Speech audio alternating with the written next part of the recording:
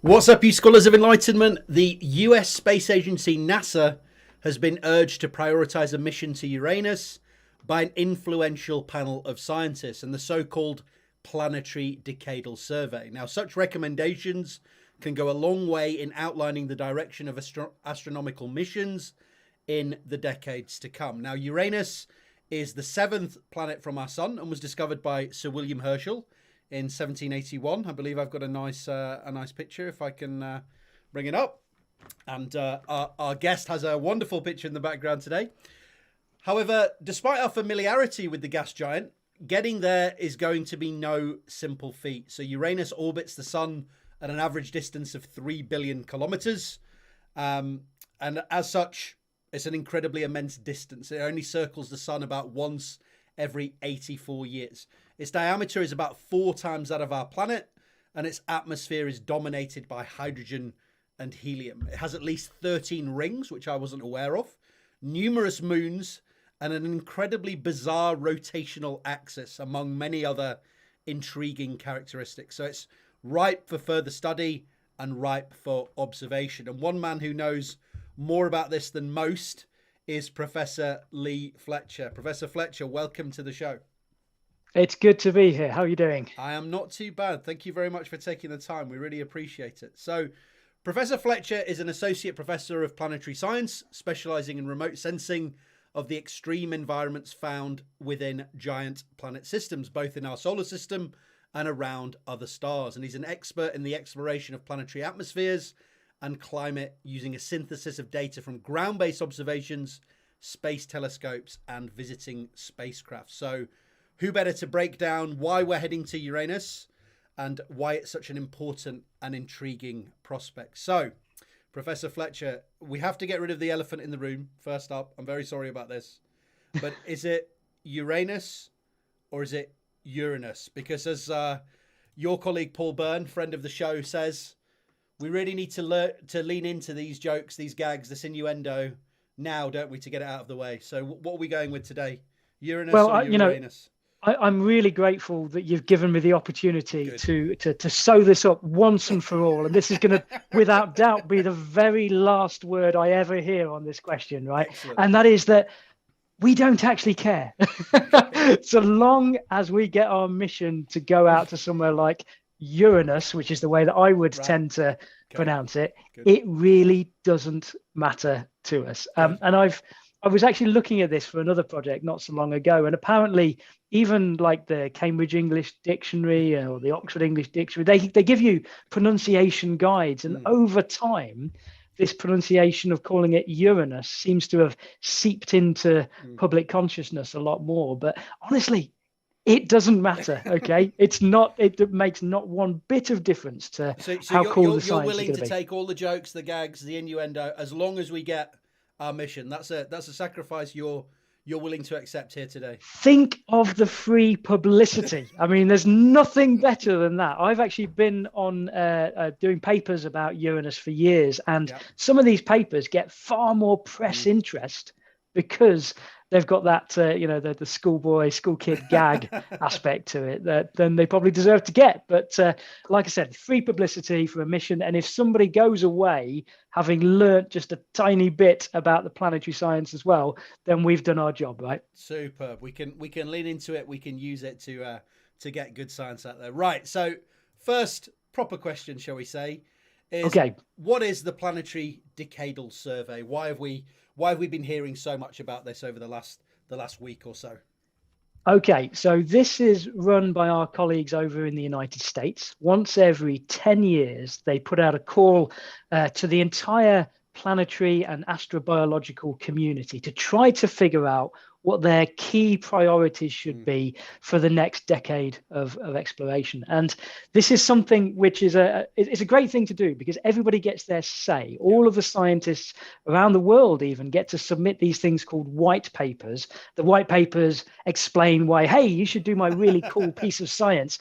And that goes to a big committee. And I was fortunate enough this last year to be on that committee for giant planet systems. We evaluate all of those ideas and we try to come up with a package which is so compelling, so exciting, that the US Space Agency, of course, NASA, will then take forward the recommendation and try to realize that within the next decade. Now, decadal survey is a little bit of a misnomer because, of course, when we're talking about missions to Uranus and Neptune, we're talking about things that are going to take 20 odd years to get to fruition. But it is saying that over the next 10 years, the priority of the funding, the human resources within the agency, that's what we're going to aim for. And I don't know if you've seen the decadal survey. You got the link there on your screen. I've had a skim through and seen some of the sort of the headline ideas, but not dug into it in absolute detail. There are 600-700 or so pages of it, but the absolute key one, the thing that everybody was waiting to hear about, was their recommendations for what the roster of missions should look like in the next few years, because that's the one that personally I get very excited about. Even though I was on the Giant Planets panel advocating for the science, it was only a few days before the announcement came out that I got to learn what the actual system of missions was that they were going to propose. So I can tell you that champagne was cracked on the day that I found out. This is something that we've been working on for a long time. That's absolutely amazing. I didn't realize that it was so comprehensive. So a lot of people seem to think this is a very sort of US centric thing, but not necessarily. People from all over the world get to submit, and even though the judging might look like it comes out of America, there's actually a global effort from scientists around the world. I think that's partly because the United States do still lead the way when it comes to funding of these big, ambitious missions. But European Space Agency, JAXA, all the other space agencies around the world, we like to work together, despite all the barriers that we might like throwing up against one another. We like to be international, collaborative. And I think on these massive strategic missions, like the Uranus mission, for example, there's no choice but to be collaborative, because you've got expertise spread around the globe. You have to make use of it when it's chance in a generation to get it right. Absolutely makes sense. So how you said champagne had been rightly cracked around your lab. How influential has the decadal survey proven in the past as to setting the sort of those railway tracks forward? How if we look back to the last one, did the suggestions get taken on board? Yeah, absolutely. They do evolve. Okay. So the picture we paint today for 10 years down the line, obviously doesn't remain exactly the same all the way through. But when it came to the last decadal survey, they put an opportunity to return rock samples from the surface of Mars at the top priority.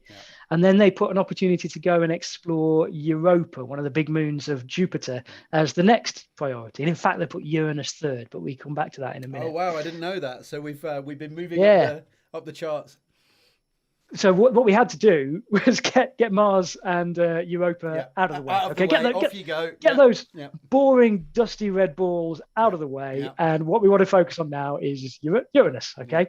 And so we have the Perseverance lander rover on the surface of Mars at the moment. That's the first step in this program of Mars sample return. So that's a caching rover. It's going to be taking the samples from the surface.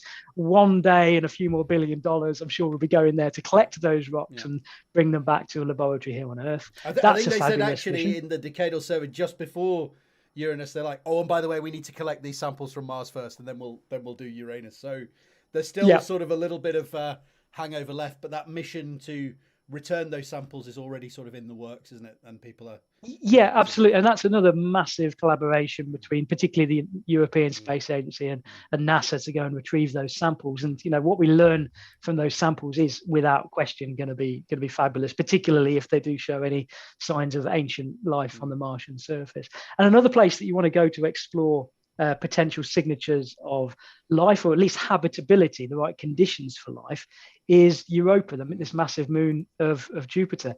Now that's a Europa Clipper image that you got on the screen in front of you, and Clipper is coming up ready for launch in the next couple of years or so. It's had a long gestation. I was part of some of the original ideas for Clipper and the European JUICE spacecraft as well, back in 2007, 2008. And today, both of those missions, JUICE from the European side and Clipper from the American side, hardware is built.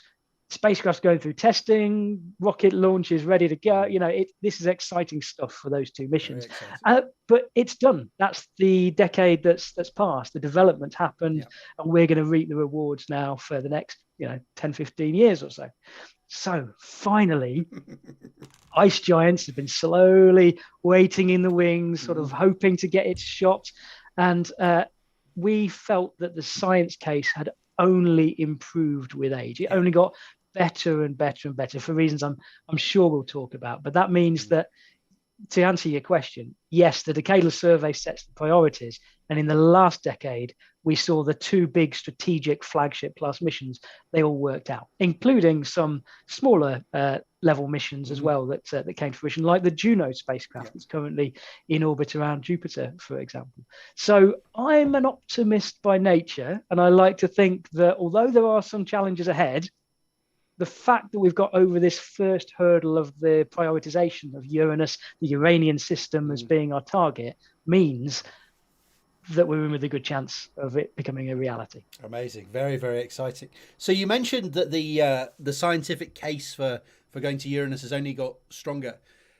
Why are we so interested in going to Uranus? Is there a general lack of knowledge? Is it finding out about Uranus specifically, or does it have bigger implications for planet formation models and things like this? What's the scientific case? When you're trying to sell a flagship class mission, something that is strategic in its nature, being very niche and focusing on just that target is not the right way to go. Okay.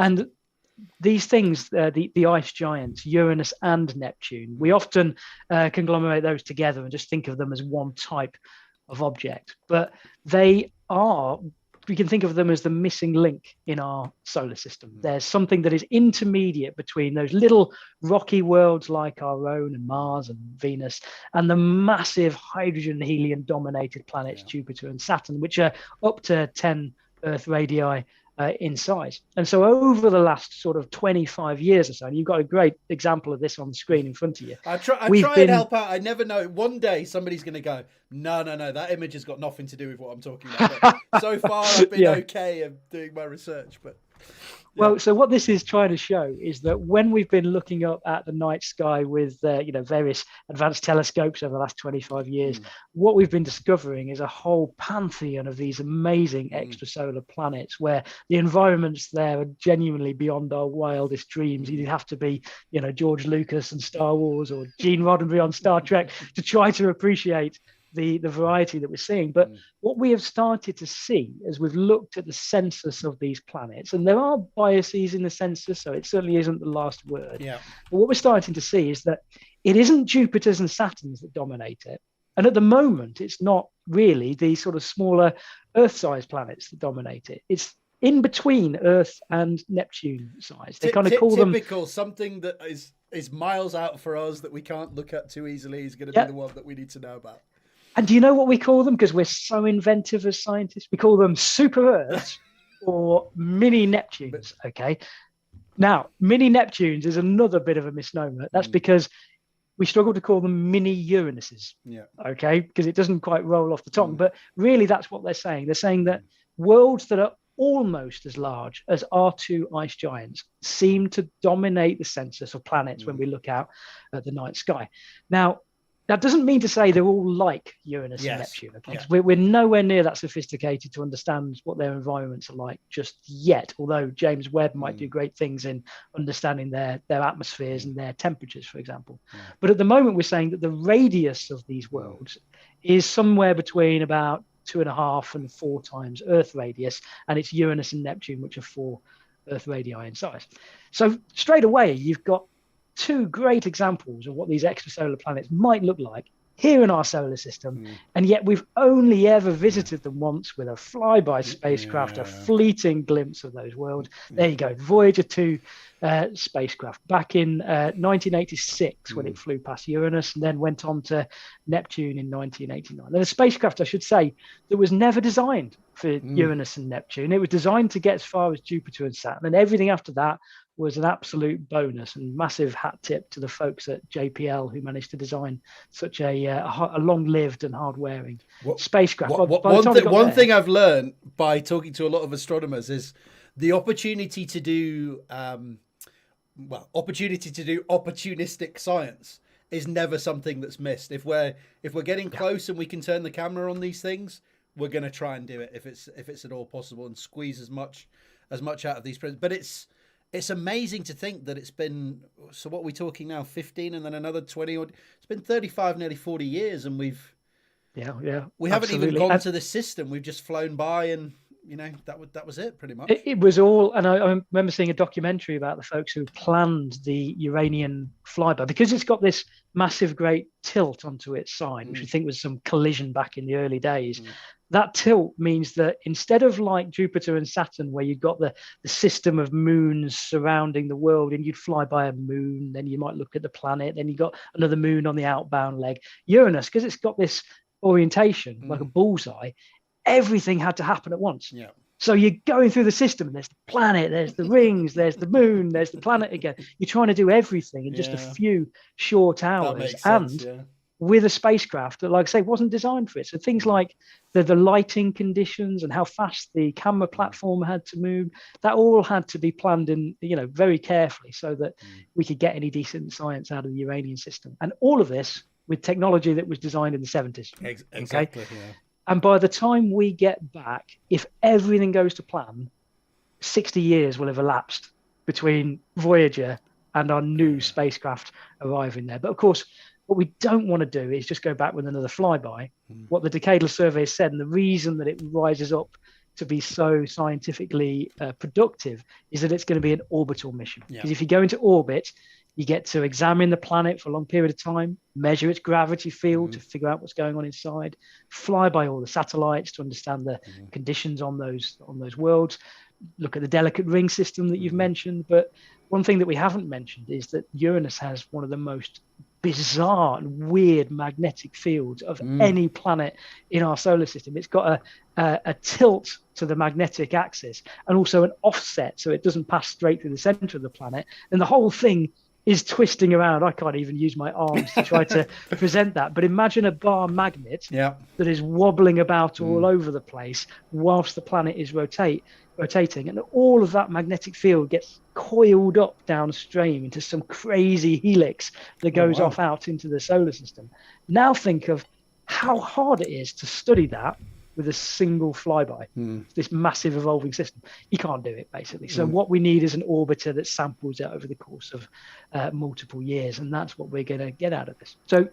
I think one of the reasons that Uranus came top was because it keeps so many people in the planetary community happy. Whether you're a geophysicist, a plasma scientist, meteorologist like myself, everybody goes, oh yeah, that's a really cool thing to do. We do it all together on this one big flagship. I can get something out of that. Just before we get into the specifics, some of which you sort of mentioned there, of what we might like to find, what we might like to study. The knowledge, as you said, was from one flyby there. Is there anything else that we've been able to do with, for example, with the Hubble Space Telescope too? I know when I was looking on your Twitter, you had a little look with Hubble at some of the potential seasonal behavior of Uranus over time with Hubble. I love that little montage, because Hubble Space Telescope has always been observing for years and years. But go on the internet and try and find a seasonal record, and you really struggle to see it. My students here at Leicester, undergraduate students, they put this montage together for me based on downloading and processing some of the data. And you can really see that progression as this world that's on its side goes from being summertime in the southern hemisphere to springtime in the northern hemisphere, where we're edge on. And then as it rotates into view, we're coming into northern mid-spring now. And by the time we get to the late 2030s, it'll be northern summer, and the North Pole will basically be pointing like a bullseye back at the sun and at planet Earth. So yeah, Hubble can do some great stuff. This is imaging at visible wavelengths. From ground-based observatories, I mean, this is something that I do a lot with big facilities like the Very Large Telescope out in Chile, or Subaru over in Hawaii. And these are amazing 8-meter size mirrors that do resolve details and structures on Uranus and Neptune as well. So if you think about it, since Voyager, everything we've done has been using ground-based facilities and a little bit of Hubble. And I'm excited to say that we've actually got time on the James Webb Space Telescope coming up as well. That was going to be that's might be the last question we have, because that seems to be something that we're topic. Yeah, it's going to be coming up. It's going to be a red hot topic very, very soon. And I'm very glad to hear that you've got some time, because everyone is scrambling to get that. So you mentioned a couple of the reasons that we might be interested in getting to Uranus. What do you think are the biggest things that planetary scientists are interested in nailing down about Uranus? You mentioned it's got a little bit of everything for everyone there. What do you think are the biggest points of sale that got it to the top of the Decadal survey? Yeah, I think so. These ice giant worlds, when they formed in the first place, they formed in a time when there was hydrogen and helium still around in the solar nebula. Now, in the case of Jupiter and Saturn, what you have is like rocky cores that then accrete in the hydrogen and helium from the surroundings, and it grows and it grows and it grows and it grows until you get this enormous hydrogen-rich world. For Uranus and Neptune, that same growth started, but something stopped it at a very peculiar and specific time, so that you don't get sort of big Jupiter, then bit smaller Saturn, then bit smaller Uranus, then bit smaller Neptune. In fact, you get these very specific, very similar sizes for Uranus and Neptune. And that's a bit perplexing. Why didn't they just carry on growing and growing and growing? Yeah, or why did they... in physics, when we see a step, we're like, something has happened there. What must have gone wrong? And actually, some of my colleagues call this the fine-tuning problem. They have to tune their models of how the planets formed in order to get Uranus and Neptune of a certain size. There's also suggestions that there might have been other ice giants out there that interacted with Uranus and Neptune, and one of them got ejected and is now some free-floating planet off, Cyanura, off distant solar system when it's gone. And there's the idea that maybe Neptune and Uranus interchanged position over the age of the solar system as well. We just don't know. But by going and sampling the chemical composition very, very precisely of Uranus and one day Neptune as well, we can figure out the answers to that question, because everything that was accreted, everything that was sucked into these giant planets is still there today. You don't lose anything from a giant planet because the gravity is so enormous. So you can think of them like time capsules for the chemical signatures that are there. So that's one big thing that I think touches on the whole history of our solar system, is how did these ice giants form? Then you say, well, okay, if that happened in our solar system, how come, if it's so finely tuned as that, ice giant sized worlds are so common out there in the galaxy? There must be something that's not quite right with our understanding of how these planets formed in order to explain that. So unlocking the secrets at Uranus and one day Neptune will teach us about the planet formation process everywhere, and I think that's really exciting. And maybe we can work out whether we're projecting up from an Earth or down from a Jupiter. What's going on in that mid-range of the kind of plot that we had a look at. See if I can bring it back. What's going on in this range, sort of in the middle here? Because whatever is happening lots. Okay, it's not just a one-off occurrence. Now, when we do talk about one-off occurrences, though, that's when you come back to this big impact that bowled Uranus over onto its side. So Uranus is a world of extremes as well. It's another reason why I think it's a really exciting place to go, because there you go, you've got the diagram there. Most planets are orbiting such that they're rotating around an axis, and that axis is sticking up out of the solar ecliptic, out of the plane of which all the planets orbit, whereas Uranus has been bowled over onto its side at some point in the distant past. Maybe evidence of that cataclysmic impact is still there, located deep down within Uranus itself, a layer of material that shouldn't be there, for example. There is a suggestion that Uranus has got far less internal heat, internal energy than any of the other giant planets. All of the other giants are self-luminous. That means they give off more energy than they receive from the sun, except Uranus. So whatever knocked it over, killed it, okay? Killed it dead.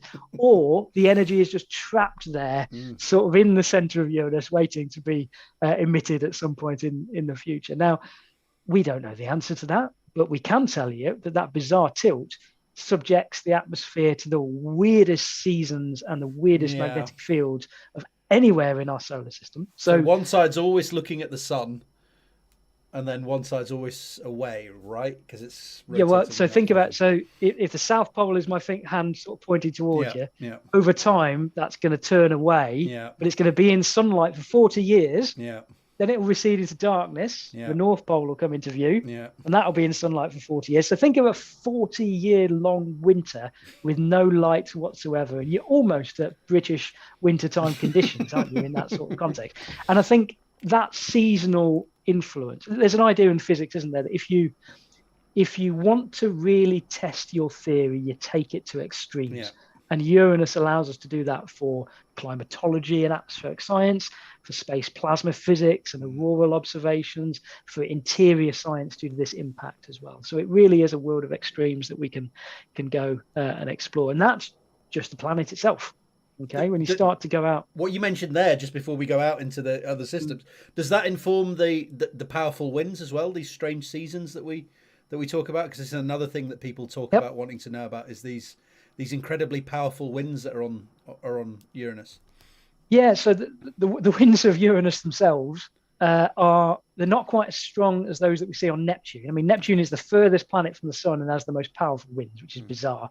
Uranian winds are pretty powerful as well, blowing the clouds east and west. And if you think that that's powered by the sun, then that's a bit peculiar because we're so far away, the solar energy shouldn't be all that much. And it's not being powered from below because of this weird lack of internal energy that we were just talking about. So solving or understanding the climate of this world is something that we're trying to get to grips with as well. To compare really to Jupiter and Saturn, which have been studied in depth by Juno and Cassini over the past 25 years or so. Exactly right. And then you mentioned about going a little bit further out. Yeah, so because of that incredible axial tilt, I like your completed 0% thing on the bottom. I know. I couldn't find a better picture than this one that had sort of the nice progression, and then it had this on the bottom, and I was like, no, it's fine. But it makes the point though that we haven't been there, so I kind of like that as well. So when it comes back to the Voyager 2 flyby and that sort of trying to fit everything in as we were flying past Uranus. The only terrain that was in sunlight at that time was the southern hemisphere. It was summertime in the southern hemisphere of Uranus and all of its moons. So there are regions of the northern terrains which nobody in the whole of human history has ever seen. No robots, no telescopes, no human eyes could ever possibly have seen what's on the northern terrains of these moons, and they will be in bright sunlight when we get to Uranus in the 2040s. Okay, they will be starting to recede again from view, and if they do that, remember these seasons last for 20 years and the summer will last for 40. That means that if we don't do it now, we won't get the chance to see them within our lifetimes. I don't think. Whereas there could be things waiting for us on the northern terrains of these 5 classical moons that we are simply unprepared for. And a great example of not being prepared, right? There's a moon called Enceladus in orbit around Saturn. And Enceladus, we thought would be a dead ice ball in orbit around Saturn. When we get there, we see plumes of material escaping from the South Pole, escaping through fissures that seem to be formed as the moon is kneaded by the immense gravitational field of Saturn. And it becomes, as you might have seen in the Decadal survey, one of the key mission concepts, one of the places we absolutely have to go to search for evidence of habitability and life. And we didn't know that before Cassini. And I've got a suspicion that the same level of surprises will come when he starts to talk about the satellites of Uranus. And you're only showing 5 of them here. 27 in total, okay, that we know of. Load of inner satellites near the rings and some outer irregular satellites as well. But these are the 5 big ones with evidence of cryovolcanism, tectonism, and we might even refer to them as being ocean worlds. And what that implies is you've got this icy crust sitting on top of a deep, dark, hidden ocean of water. Now, whether it's still a water ocean today or whether it's all frozen, don't know. That's something that hopefully this mission will be able to find out. But if they still have water oceans, if they're still geologically or geophysically active, that's fascinating, because you've got worlds that are, as you said, 3 billion miles away from the sun, and yet have this incredible activity taking place on them. Where you have activity, you have energy, where you have energy and water, you start to get excited about habitable conditions. And so this is really kind of frontier stuff that we're trying to do with the satellites. It's absolutely fascinating. As you say, it's almost a smorgasbord of things that many people in the field can get interested in. That begs a question as to what would a mission to Uranus look like. So what equipment should be on board? How would it sort of play out? Because we want to answer all of these questions, but obviously there's a budget, there's a weight limit, there's all sorts of things that we want to get onto this craft. What would a mission potentially look like? I think I might have do I have a picture there? I've got a picture here. I don't know if this is a good one, but it's a picture of a potentially planned Neptune orbiter or similar. Seeing one of those for the first time. First off, you're going to drop some of those solar arrays, I think. Because, of course, when you're out at somewhere like Uranus and Neptune, the sunlight is so weak that even our best solar panels today would have to be several football fields worth of solar panels to do your science. That's just not going to happen. So what we do is we use that thing that you've got listed there called an MMRTG, or some form of a radioisotope thermal generator. So effectively, you have a lump of plutonium that is there decaying very slowly. You convert the decay thermal energy into electrical energy and use the electrical energy to power all of your instruments, the several tens, if not hundreds of watts that you need for your instruments, and for the big telephone, the high gain antenna on top that will beam the information back home. But if I ignore that diagram for a second, this was to raise discussion. It wasn't necessarily. This was a good idea. The thing I like to think of is the Cassini spacecraft, because that was another plutonium-powered spacecraft with a big high-gain antenna. Let's get rid of this horrible one then, and let's get Cassini. Let's get Cassini in here. So we've got a nice picture of Cassini here. There you go. There's a nice artist impression of the Cassini spacecraft. You can see the high-gain antenna, the big dish that's on the far side of that. You can see the big booms that stick out carrying plasma wave and magnetometer instruments. In just underneath, you can see a gold conical shaped object. That was the Huygens probe that landed on Titan. And actually, another great thing to compare to what we hope to do with the Uranus mission, because whereas Cassini put a probe down on Titan, one of the moons of Saturn, we want to put a probe down into the Uranian atmosphere. So this would go down, be maybe a couple of hours descending underneath the parachute. It's got all these mass spectrometers and cloud detectors and temperature measurement. It will listen to the sounds that you can detect. It will measure how much light's percolating through the clouds. And this will happen very early on in the mission. So actually going down with this probe. And at the end of the mission, we'll be continuing to orbit around to try and put the probe measurements in context. And so when I've always thought about the Uranian flagship mission with an orbiter and a probe, I think of Cassini. Now, that's actually true of a lot of the instruments as well. We're going to have cameras, spectrometers that can see Uranus and its moons in different wavelengths of light. We're going to have magnetometers and plasma sensors to understand that incredible magnetosphere. We might have, a bit like the Juno spacecraft, the capability to peer down beneath the clouds of Uranus using microwave observations, for example, to probe down to great depth. But the other thing that we can do with these spacecraft, which I can't really point out in this diagram, but by being close to the planet and listening for how the carrier wave from the spacecraft is subtly changed by the gravity of the planet tugging and pulling the spacecraft around, you can actually start to measure the internal distribution of density, what's going on inside the planet itself, just by listening to how that carrier signal changes. And that gravity science is going to be absolutely essential at Uranus to compare to what Juno is currently doing at Jupiter as well. Okay. Absolutely amazing. Absolutely amazing. So would there be any possibility, and I think from looking, the answer is obviously no, and when I realized it was obviously no, I should have known beforehand, but there's no chance of doing Uranus and Neptune in one go, is there? We're gonna be settling into orbit around Uranus. There's no way we can grab both with I think we've missed the boat on that idea. So a few years ago, people were seriously considering this, because there is the way you get out to Uranus and Neptune is you have to do a slingshot move past Jupiter. Okay, you have to use a bit of Jupiter's gravitational potential energy in order to give you the thrust you need to get out to Uranus. There you go. So that was actually an example where we used Saturn and got there in the late 2030s. Well, again, I think we've missed the boat on that one. Yeah, I think this one's no good now, I don't think. No. So the trajectory, Jupiter is in the right place for Neptune in 2029 and in the right place for Uranus in 2030 through about 35. Okay. Right?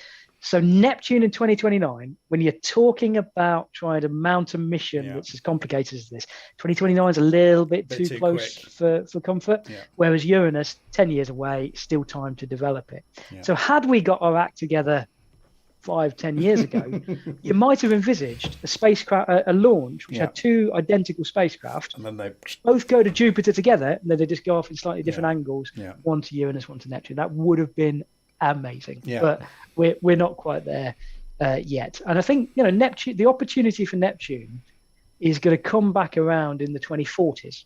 Okay, so although it's probably a bit beyond my event horizon for actually working on this stuff, I do hope that will be the opportunity for a Neptune mission that would follow on naturally from the Uranian explorer that we're talking about here. But getting there is just so difficult, and even with the single planet we're talking about here, the costs are still equivalent to what we spent on Cassini back in the day. So it has to come back to funding and to money at the end of the day. So if there's a rich billionaire out there that's interested in doing these things, then maybe we can figure it out. But not right now.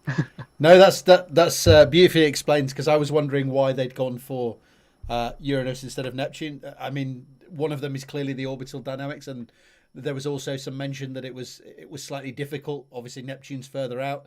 They were talking about a potentially bigger rocket, this NASA's Space Launch System, which has not yet flown, whereas the actually Uranus it wasn't mission... even. Sorry, it wasn't just the SLS. It was also having to have what's called a kick stage on top of the SLS, so an additional stage to give us that boost. And whilst that's not beyond the realms of possibility, it just meant that the whole enterprise was slightly more risky, adding more complexity. When you do get just one shot, you want to make sure that you're able to do it. And the thing was that there was what they call an end-to-end mission concept for Uranus, something that we could do today that was within the budget we were hoping for, and that is feasible using today's technology. And the fact that Uranus, as we mentioned at the beginning, has got all of these incredible scientific opportunities as well, it was a no-brainer from my perspective that it would sit there at the top of the survey as the destination. Makes sense. And you mentioned there that there was a sort of end-to-end idea of a mission, so you can sort of put that down and say this is how it would look: A, B, C, D, E, F, G. What's the sort of time scale of that potential mission? What sort of timescales are we looking for getting the work started, for getting the space probe going, for arriving at Uranus? So that's where it comes down a lot to funding. And the next big step for those of us who have been part of this project is to lobby and to advocate to those people who set the policy, set the funding agenda, and to try to make sure that what they call the recommended plan of the Decadal survey comes to fruition. And that recommended plan would see the funding and the mission effectively get started in 2024, so a couple of years away. Yeah. Then it would take 7 odd years to get to the launch pad with all the hardware developed.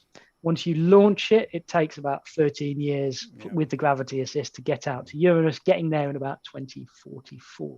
So you're talking something that's 22 years away from today before we actually get in.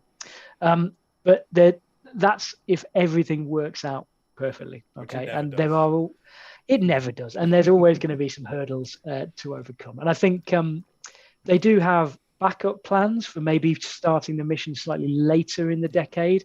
But the thing is that the opportunity to use that Jupiter gravity assist, it becomes harder and harder if we leave it much later. So, again, I'm being optimistic. Let's think that because there's so much international interest in the Americans leading this, that it's a really nice mission that we could have multiple space agencies working together on, including UK Space Agency, for example, if they wanted to get involved. I was going to ask about that actually. Is there a lot of opportunity for ESA, for JAXA, for other agencies to get involved? So we think about Cassini-Huygens, for example. There was a lot of collaboration there.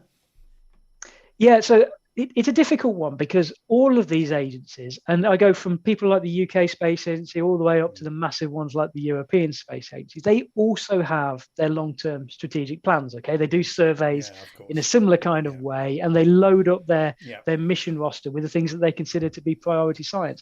So my dream is that all of these agencies have their strategic planning aligned with one another. Because ultimately all of the scientists are saying, yes, do this. It just doesn't quite work that the agencies want to do that.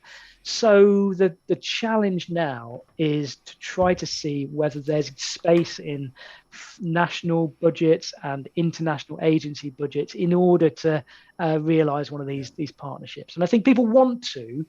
It's just we can't, especially when there's still the question mark over the budget in the United States as to whether this is a real mission. It's very hard to align strategic interests to make sure it happens. So again, with Cassini, I mean, they ran around for years trying to get that to work between NASA and the European Space Agency.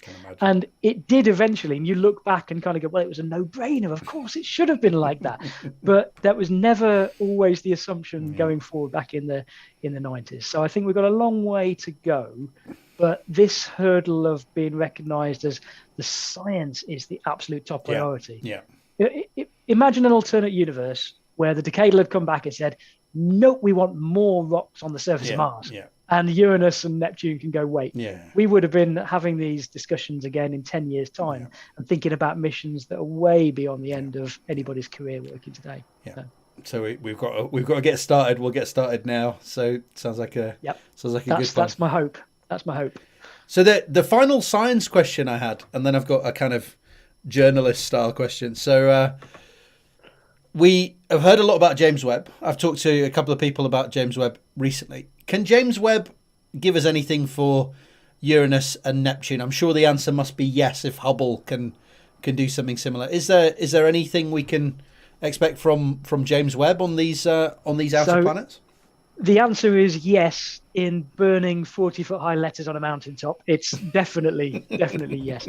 So what? Well, you said you had some time on it, so you must have sold it to somebody. So, so James Webb is so exquisitely sensitive. It can search out spectral signatures in the coldest, darkest places in the universe at the moment. So we're going to use it for some solar system science that has so far eluded us because it was too cold. In fact, it's so much more sensitive that it will do better than even the Voyager spacecraft could do by flying past Uranus and Neptune. That's ridiculous, isn't it?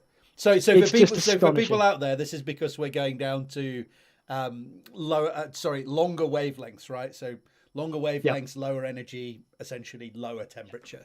And what you've got is a massive cooled telescope because you've got this big sun shield on your back that always keeps you protected from the sun's heating rays. And that sun shield means that we can cool the telescope itself down to 40 or 50 Kelvin. And then the instruments have got complicated helium coolers on them that can get them down to just a few degrees above absolute zero, which is astonishing. And it's because of that means that when you've got a very, very cold object in the distance, you can still measure the infrared photons. Because if your telescope was hot, it'd be like trying to do astronomy with your own telescope with fluorescent light bulbs all over it. It just doesn't work. So the infrared is going to be opened up by James Webb Space Telescope. So for Uranus and Neptune, what we're going to do, we've got a series of observations that use the entire spectral range of JWST. And what I mean by that is it samples sunlight reflected from the cloud, it samples auroral emission from high up in the ionosphere, it samples the temperature structure, the chemical structure, the aerosols that are present. It will do all of that in a series of 3 snapshots as the planet is rotating underneath. And those 3 snapshots will give us global maps of both planets for the first time. Absolutely and that's amazing. What we're going to get. And in fact, we found out the dates of the observation. So we're going to get Uranus later this year, and we'll get Neptune in the middle of next year. These global maps will then keep my team at the university going for quite some time to come, and I'm sure will lead to as many more questions as we already have answers to. Do you know what? There's going to be so many people who are coming up with so many answers. I think when they get their James Webb time, we'll have to get you back and see the amazing science that you've worked out when we get to see those measurements. And my dream is with that as well is that this is a one-off at the moment, the Webb time that we currently have, just for a single set of observations. But of course, both of these worlds evolve, they change and continually alter their appearance. And so I would hope that between now and when we get the mission finally getting there, that we've got a bit like that Hubble movie I was showing to begin with, where it's rotating and changing over the course of time. Maybe we could do that with James Webb over the course of the next 20 years or so, and have a wonderful sort of understanding of its climate and its aurora and its ionosphere in advance of the spacecraft getting there and taking other measurements. So it's all part of a strategy, you see. Yeah, it's all the plans coming together. Maybe it's all coming together nicely. Maybe we'll see Planet X knocking around in the background there when we do the yes, but possibly so. I just threw that in there for fun. I don't imagine we will, but so very, very, very, very interesting. So the final question I had, which is not really it isn't a science question.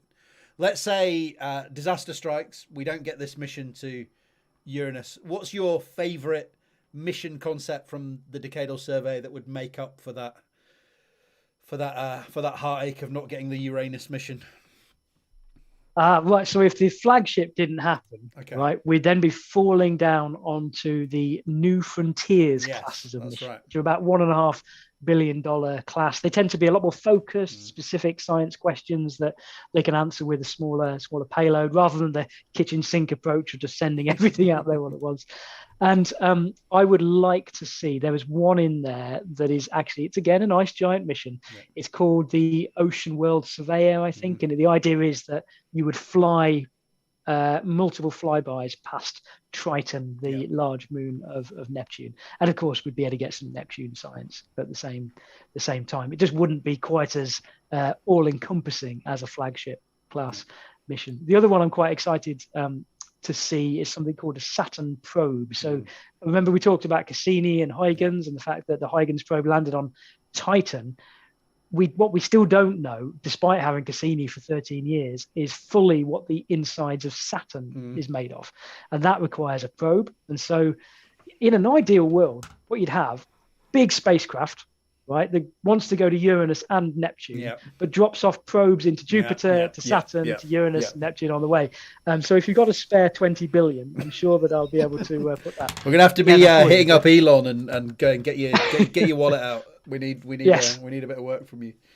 I'm afraid so. Yeah. And I think so that's something I'm excited about as well. But at the end of the day, anything where I can look at new images of a place that no human has seen before, it takes your breath away seeing those visitors, whether it's an asteroid or a comet or inside the clouds of another world, or even another thing sat on the surface of Mars watching sunrise and sunset. These are these are things which the very reason I do planetary science is because I can imagine one day our descendants being able to see those with their own eyes. I mean, we're forced to do it with robotic eyes, with cameras. But one day, I fully believe humankind will spread out across the solar system and see these for themselves. We're sort of pathfinding from that perspective. So this decadal survey is full of exciting ideas like that are the first steps towards full understanding of these environments in the solar system. And I was really privileged to be a part of it. And if we can be reaping those benefits in the years to come, then fantastic. I cannot possibly think of a better place to leave it than that. That was a beautiful sentiment to finish on. Leigh, thank you so much for taking the time today to discuss this with me. I've learned a hell of a lot about Uranus and the outer planets, and I've really enjoyed it. Is there anywhere where you'd suggest people go to find out more about this, more about the Decadal survey, more about the outer planets and the science that's going to be discovered about them? So there was a huge amount being discussed on social media and Twitter when the Decadal survey first came out, and you'll find plenty of links to the Decadal survey documents. I think that's a great place to go and look. And honestly, it's been such a whirlwind with the media over the past few days that if you were just to pop it into any search engine of your choice, I'm sure you would find out plenty of information. I will make sure the links to your work, the links to the document, and the links to some of those really good sources are down in the description. So if you want to find out more about Uranus, the outer planets, the Decadal survey in general, head down into the description. All those links will be there. Leigh, again, thank you so much for taking the time. I really enjoyed it, and hopefully when we get your measurements back from James Webb or something else comes up on these fascinating outer planets, we can get you back and we'll have another chat. Yeah, absolutely. Happy to. It's been an absolute pleasure, buddy. Have a wonderful afternoon, and let's talk again soon. Yeah, okay. Take care. Thanks very much. Take care, buddy.